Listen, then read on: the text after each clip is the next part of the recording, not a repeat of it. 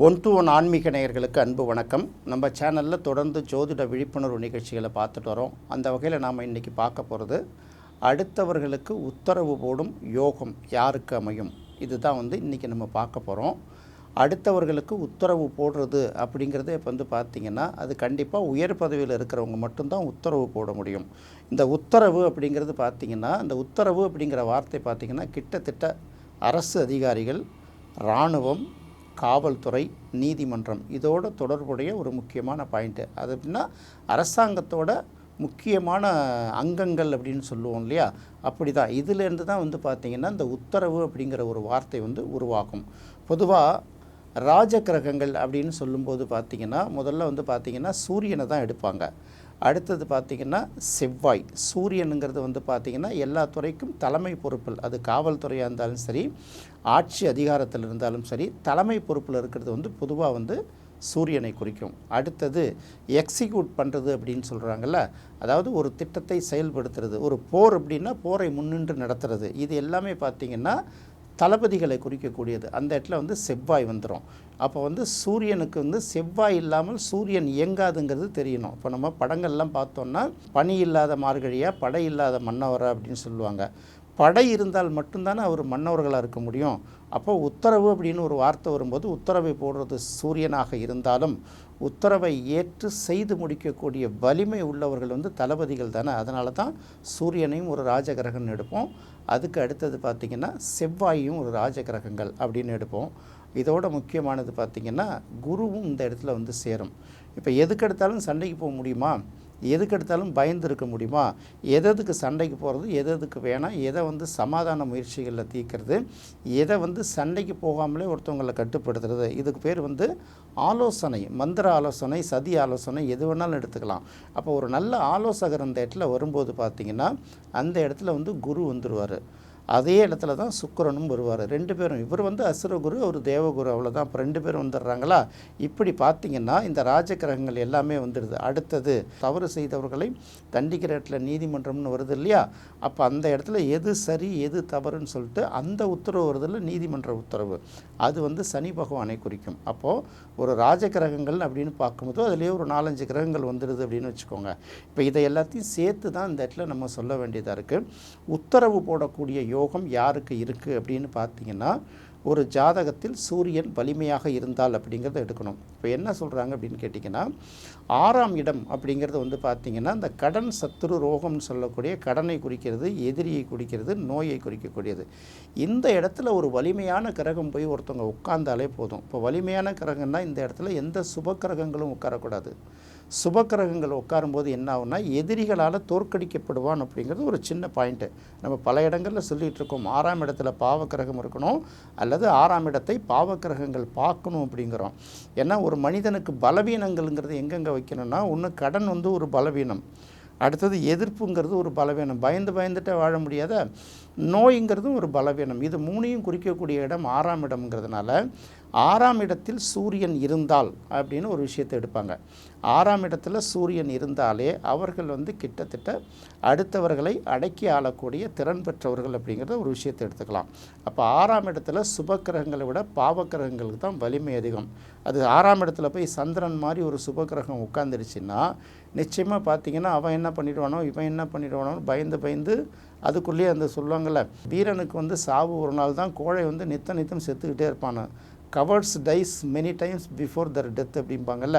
வீரனுக்கு ஒரு நாள் தான் சாவு, அவன் டெய்லி செத்துக்கிட்டே இருப்பான். ஏன்னா அந்த தைரியம் ரொம்ப குறைவாக இருக்கும் இந்த இடத்துல சுபகிரகங்கள் உட்காரும்போது. அதே போல் புதன் உட்கார்ந்தாலும் சரி, மற்ற குரு உட்கார்ந்தாலும் சரி, எப்படி இருந்தாலும் சரி, இவர்கள் பார்த்திங்கன்னா மற்றவர்களை எதிர்த்து போராட முடியாத ஒரு சூழ்நிலைக்கு வந்துடுவாங்கங்கிறனால தான் 6ஆம் இடத்துல ஒரு பாவக்கிரகம் இருக்கிறது சிறப்பு அப்படின்னு எடுத்துருவாங்க. அடுத்தது பார்த்திங்கன்னா சூரியன், செவ்வாய், சனி, ராகு, கேது, இது எதுவாக இருந்தாலுமே கிட்டத்தட்ட அவர்கள் ஒரு விஷயத்தை சொன்னால் அடுத்தவர்கள் செய்யக்கூடிய நிலைக்கு வந்துடுவார்கள் அப்படிங்கிறத ஒரு இடத்த நம்ம மெயினாக புரிஞ்சுக்கணும். அடுத்தது சூரியன் 10ஆம் இடத்தில் இருந்தால், 10ஆம் இடத்தில் சூரியன் இருந்தால் அதுக்கு திக்பலம் அப்படிங்கிற ஒரு பேர் இருக்கிறதுனால இவர்கள் கிட்டத்தட்ட பார்த்திங்கன்னா உத்தரவு அடுத்தவர்களுக்கு போடக்கூடிய நிலையில் இருப்பாங்க. ஒரு விஷயம் நடக்குது, ஏதோ ஒரு தவறு நடக்குதுன்னு வச்சுக்கோங்களேன், அந்த தவறை கண்டுபிடிக்கிறதுக்கோ இல்லை ஒரு பெரிய எதிரிகளை வந்து கண்டுபிடிச்சி போலீஸில் ஒப்படைக்கிறதுக்கு ஒரு டீம் போடுவாங்கள்ல, அந்த டீமுக்கு ஒரு லீடர் போடுவாங்க இல்லையா, அவர் வந்து அந்த இடத்துல பார்த்திங்கன்னா அவர் வந்து உத்தரவு அப்படிங்கிற மாதிரி அவர் வந்துடுவார். அவர் கீழே உள்ளவர்கள் பார்த்திங்கன்னா அப்புறம் கொஞ்சம் யோசித்து சொல்கிறேன் சார்லாம் சொல்ல முடியாது, அவர் என்ன சொல்கிறாரா ஒபே த ஆர்டர் ஃபஸ்ட்டுன்னு நினைக்கிறாங்கல்ல. ஸோ அந்த மாதிரி வரும்போது சூரியன் 10ஆம் இடத்தில் வரும்போது கிட்டத்தட்ட அந்த பவர் கிடைச்சிடுது. இதே பவர் தான் செவ்வாய்க்கும் உண்டு. 10ஆம் இடத்தில் சூரியன் இருந்தாலும் செவ்வாய் இருந்தாலும் கண்டிப்பாக அடுத்தவர்களை கமாண்டிங் பண்ணக்கூடிய உத்தரவு போடக்கூடிய நிலையில் அவர்கள் இருப்பார்கள். இந்த உத்தரவுங்கிறது எழுத்துப்பூர்வமான உத்தரவா, அரசாங்கத்தில் இருந்து கொண்டு உத்தரவு போடுறதா, இப்படியெல்லாம் பார்க்கக்கூடாது. ஒரு குடும்பத்தில் ஒருத்தவங்களோட சொல்லை வந்து கிட்டத்தட்ட அப்படி திரும்பி பார்த்தாலே சில பேர் அடங்குவாங்கள்ல. இதெல்லாம் சூரியனும் செவ்வாயும். என்ன தான் இவங்களோட பலவீனத்தை வச்சு இவங்க ஜெயித்தாலும் அந்த கூட்டத்தில் போய் நிற்கும்போது பார்த்திங்கன்னா 10 பேர் அப்படியே மிரண்டு போய் நிற்பாங்க. என்ன பேசுவானோ, நம்மளை வந்து அடிச்சிருவானோ, இவன் சொல்கிற பாயிண்ட் வந்து எல்லாரையும் அடிக்கிற மாதிரி இருக்கே. நல்ல பேச்சாளர்கள் கூட நான் சொல்கிறேன், நம்மளுடைய பேச்சும் அந்த கெப்பாசிட்டியும், நம்மளோட செயலும் அந்த கெப்பாசிட்டியும், நம்மளோட நிலையும் அதனுடைய கெப்பாசிட்டியும் அடுத்தவர்களை அடக்கி ஆளக்கூடிய திறமையில் இருந்தாலே கிட்டத்தட்ட அதுவும் கிட்டத்தட்ட உத்தரவு நிலைக்கு வந்துடும். அன்பால் சில பேர் ஜெயிக்கிறாங்கல்ல, அதுவுமே கிட்டத்தட்ட இந்த அன்பு கட்டளையே என்னால் மீற முடியலன்னு சொல்கிறாங்கல்ல. இந்த படத்தில் கூட ஒரு வரியும் பாருங்க, வாளின் ஓசை கேட்கின்ற தலைவா வளையல் ஓசை கேட்கலையா அப்படின்னு சொல்கிறாங்கல்ல. இது எல்லாமே இப்படி தான் பார்க்க வேண்டியதாக இருக்குது. சரி, உயர் பதவிகளில் யார் உட்காருவாங்க அப்படிங்கிறதுக்கு அதுக்கு சில யோகங்கள் இருக்குல்ல. நம்ம வீடியோக்குள்ளே தொடர்ந்து சொல்லிக்கிட்டே வந்திருந்தா கூட இடையில வந்து குழப்பவாதிகள் என்னென்னமோ பாயிண்ட்டை சொல்லிட்டு போயிடுறாங்க சார்ன்னு சொல்லிட்டு நீங்கள் சொன்னதுக்கு நீங்கள் யோசித்து பார்க்குற லாஜிக்கே சொல்ல மாட்டேங்கிறாங்க சார். அந்த லாஜிக்கே சரியாக இல்லை, அவங்க சொல்கிற லாஜிக் இருந்தாலும் பேசிக்கிட்டே இருக்காங்க சார் அப்படிங்கிறாங்க. அதை பற்றி நம்ம கவலைப்பட முடியுமா? யார் வந்து நல்ல விஷயங்களை தேடி கண்டுபிடிக்கணும்னு நினைக்கிறாங்களோ அவங்க தான் தேடுதல் அப்படிங்கிற ஒரு எண்ணத்துக்கே வருவாங்க. காதில் கிடைக்கிறதெல்லாம் நமக்கு தகவல்னு எடுக்க முடியாதுல்ல. அதுதானே சொல்கிறாங்க, எப்பொருள் யார் யார் வாய் கேட்பினும் அப்பொருள் மெய்ப்பொருள் காண்பது அறிவுன்னு சொல்கிறாங்கல்ல. அப்போ கிடைக்கக்கூடிய தகவல் அத்தனையும் உண்மையா பொய்யா அப்படின்னு உரசி பார்க்குறதுக்கு குறைந்தபட்சம் அதோட தன்மையோட அடிப்படை விஷயங்கள் நாம் தெரிஞ்சு வச்சுருக்கணும்ல, அதை தெரிஞ்சுக்கணும்.